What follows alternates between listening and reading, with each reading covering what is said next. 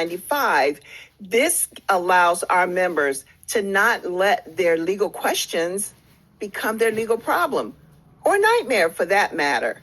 And so with this, you're going to get consultation for unlimited number of personal legal matters.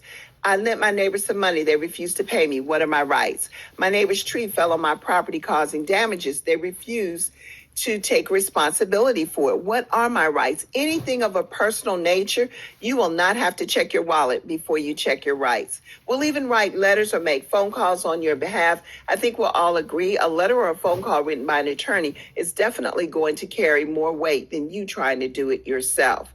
Document review is available for documents up to 25 pages each. We know that the bold print giveth and the small print taketh away. We don't always understand everything that we sign, but yet we'll sign it anyway. Well, you don't know if you are acquiescing your rights or not.